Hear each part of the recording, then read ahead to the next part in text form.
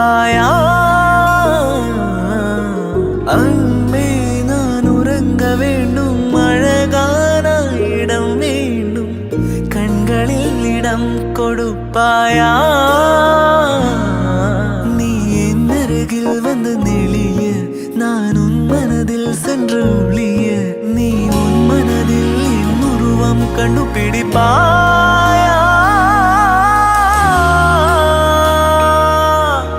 துள்ளி வரும் காற்றே, துள்ளி வரும் காற்றே, தாய்மொழி பேசு.